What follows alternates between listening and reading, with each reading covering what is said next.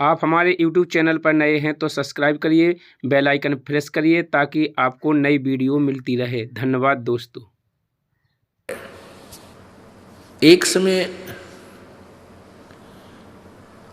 आपने गोरखनाथ जी के विषय में बहुत सुना है, क्योंकि हमने इन संतों ऋषियों की पहले कथा बहुत घनी सुन रखी थी। और कबीर जी को तो हम एक सिंपल एक कवि मान्या करते हैं।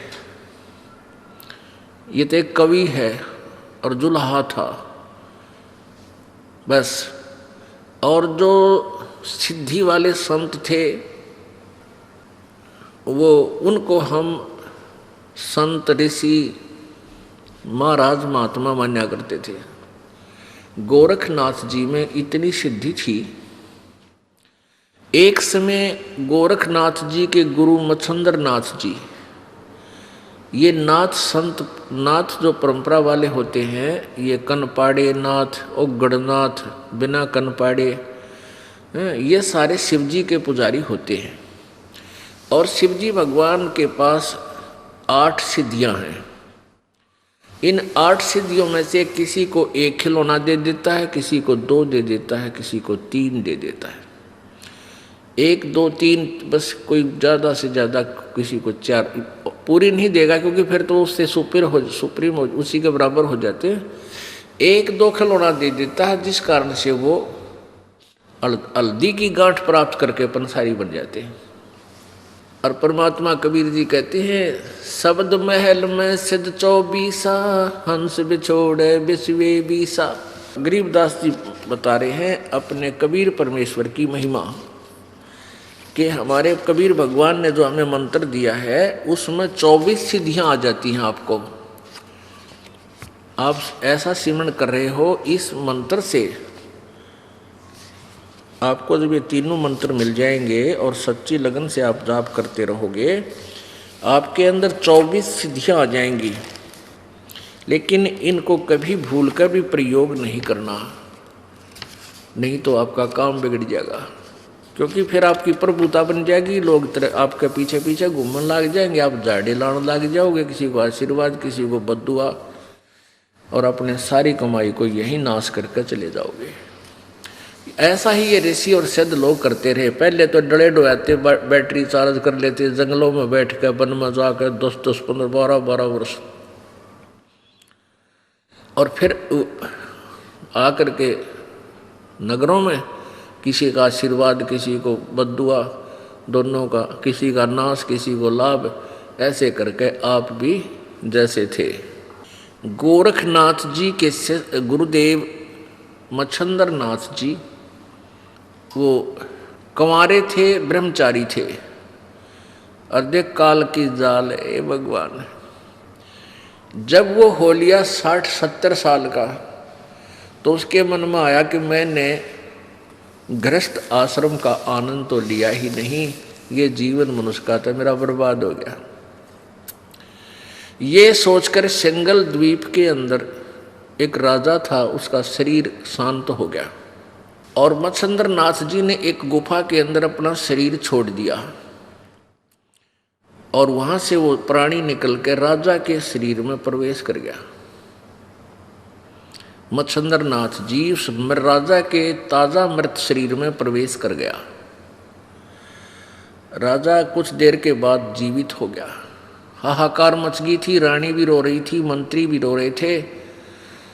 तो जब वो जीवित हुआ तो राजा वाले लक्षण नहीं थे उसमें, उसको किसी राजकाज का प्राप्त ज्ञान नहीं था। अब कुछ वहाँ राजाओं के पास ऐसे विद्वान पुरुष रहते थे, ये ब्राह्मण लोग। उस ब्राह्मण ने जब देखा, बताया उन व्यक्ति संत ने, ऋषि ने, कि इसमें कोई योगी आत्मा प्रवेश कर गई है, राजा नहीं है। रानी को बता दिया। अब रानी ने तो वो शरीर चाहिए था, उसने कह दिया कि कोई भी हो, तुम कोई दिक्कत नहीं है, ये जीवित रहना चाहिए। फिर उस ऋषि ने बताया कि इस योगी ने, जो राजा के शरीर में प्रवेश है, इसने कहीं आस पास अपना शरीर छोड़ रखा है। और ये कुछ दिन के बाद इस शरीर से निकलकर उस शरीर में वापस जा सकता है। रानी ने आदेश दे दिया आसपास अपने सैनिकों को कि किसी भी गुफा या कहीं पर भी कोई शरीर मिल जाए उसको फूंक दो, जला दो। ऐसे खोजते खोजते उस गुफा में सैनिक पहुंच गए जहां पर इस मच्छंदर नाथ का शरीर था। सैनिकों ने उसको सवा कर दिया, जला दिया। अब कुछ दिन के बाद उस मच्छंदर नाथ से रानी को 2 पुत्र प्राप्त हुए। एक दिन किसी दूसरे नाथ के शिष्य ने गोरखनाथ को व्यंग कस दिया कि यदि तू ऐसा चेला है सिद्धि वाला तो तेरे गुरुजी ने निकालना ना, वो राजा के शरीर में कैद हो गया और वो धक्के खान लाग रहा है। उसने अपना योग नाश कर लिया, भक्ति का बट्ठा बैठा लिया। तुम कहे कि शिष्य है, किसा तेरा गुरु है। तो गोरखनाथ जी को पता चला कि वहां पहुंचे हुए हैं तेरे गुरुजी, जो राजा के शरीर में प्रवेश कर चुके हैं। तो राजा के लड़के का जन्मदिन था, मतलब उस जो मच्छंदर नाथ से उत्पन्न लड़के का जन्मदिन था। और दूसरे शहर से, दूसरे नगर से एक गाने बजाने की पार्टी आ रही थी। उस दिन साज खूब अच्छा नाचना गाना कर रखा था और वो सुप्रसिद्ध पार्टी थी गाने बजाने वाली। उसको विशेष रूप से राजा ने बुलवाया था। रानी ने क्या कर रखा था कि शहर में कोई भी योगी नहीं आ जा। वो जो ऋषि उसके राजा का जो गुरु था, रानी को बताया उसने कि ये मच्छंदर नाथ योगी है और इसका शिष्य गोरखनाथ बहुत बड़ा सिद्धि युक्त है, वो कभी भी इसको निकाल कर ले जा सकता है। तो रानी ने चारों तरफ सीमा पर, पूरी अपने शहर की सीमा पर चारों तरफ बाउंड्री करवा दी। सिंगल 2 गेट छोड़ रखे थे, उन सब गेटों के ऊपर विशेष पहरेदार लगा दिए थे। कोई भी संत साधु इसमें प्रवेश नहीं कर जा, नगरी में नहीं आवे। तो गोरखनाथ जी ने कई बार चेष्टा की तो वो नहीं प्रवेश कर सका। उस पार्टी में मंडली के अंदर वो मंडली आ रही थी उस नगर में। गोरखनाथ जी ने पूछा भी कहाँ जा रहे हो? उन्होंने बताया कि राजा का ऐसे ऐसे लड़के का जन्मदिन है और हम आमंत्रित हैं, हम वहाँ ढोलक ढालक बजाने जाएं, गाने गुने गावांगे। अब गोरखनाथ ने सोचा भाई अब ये तरीका बनेगा वहाँ प्रवेश करने का। अब गोरखनाथ जी ने अपनी सिद्धि से उनके एक ढोलक बजाने वाला होता है, वो तबले से वो तबले बजाया करे, कट कट कट कट, उसके दस्त लगा दिए अपनी सिद्धि पे। और उसके इतने दस्त लग गए कि 5-5 मिनट में वो फ्रेश होने जान लग गया। अब वो बिल्कुल शहर के पास आए हुए थे मंडली। उनके मुखिया ने सोचा भाई आज बात बिगड़ेगी और कोई नया यदि हम रखेंगे तो ताल में ताल नहीं मिलेगी और राजा का काम से मनमाने सजा दे दे। ये तो बहुत बात बिगड़ी एन टाइम पे। तो गोरखनाथ बोला भाई क्यों चिंतित हो तुम मंडली वाले हो? वो मुखिया बोला उनका कि महाराज जी बात यूँ है कि हमारा ये ढोलकी है का जो है ना तबले बजानी है का दोस्त लाग गए। तो गोरखनाथ जी बोला भाई तबला तो मैं भी बहुत बढ़िया बजा दूँ, अग बजा के दिखा। ये उसने ला दी ताल, उनको फिट बैठ की बिल्कुल सही मिल गया, भला हो भगवान तेरा। तो उसको लेकर वो आ गए। अब वहाँ जब वो गाना गाने लगे, मच्छंदर नाथ बैठा उस राजा के शरीर में, रानी बैठी आसन पे, दोनों बच्चे गोदी में। अब वो ढोलकी बजावे है, जाग मच्छंदर जाग, गोरख आ गया जाग मच्छंदर जाग। ये वो अंदर तो थी उसमें वो आत्मा तो वही थी, वो फड़क्या। तो उनकी नजर में नजर मिली। अब मच्छंदर ने कहा, यानी राजा ने कहा कि ये ढोलकी वाला बहुत अच्छा आदमी है, इसको यहीं रख लो। वो वहीं रख लिया। तो मच्छंदर ने उन दोनों बच्चों की सेवा की ड्यूटी ला दी कि तुम बालका की सेवा करा कर, बच्चे खिलाया कर। गोरखनाथ अपने शिष्य थे। अब गोरखनाथ जी उन बच्चों को खिलाता है दोनों को। और रह कर उनको समझाता अपने गुरुजी को, गुरुजी चलो यहाँ से, आप कहाँ फंस कर बैठ गए, अपनी भक्ति करेंगे, निकलो यहाँ से। नो कहा गोरखनाथ बकवाद मत करे तू, मेरी ड्यूटी जो मैंने आदेश दे दिया तू बच्चे खिलाता रहा, बस जी आ रहा है। अब उसने सोची गोरखनाथ ने, बाबा गुरुजी तो मेरा भाई गया काम तय तो उन बच्चा गए सिद्धि तन दस्त ला दिए गोरखनाथ ने। एक ने टट्टी हुआ के लावे तो दूसरा चार पावे, दूसरे ने फरस करके लावे तो दूसरा हो जा। गोरखनाथ बोला रहा तू इन्हें डंग तो झटका लिया, वो दोनों ने पकड़ लिया गोरखनाथ, और चोटी पकड़ के सिद्धि ते नो झटका दी। वह खाल लटकाए लावे, वो अंदर का सामान बाहर उड़े पड़ा रह गया।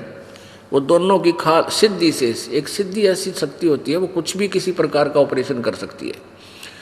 दोनों की वो खाल खाल लटकाए लावे, चोटी जैसे सांप कांचली छोड़ दिया करे, और दोनों बच्चे बड़े बाहर पड़े, कवर रहित कवर नहीं था उन पर। अब मच्छंद्र नाथ बोला रत्न नाश कर दिया नकम में, मेरे बेटे मार दिए। तो बोला आपने तो कहा था झड़का लिया, नहीं झड़का लिया, देखो खाली कर लिया।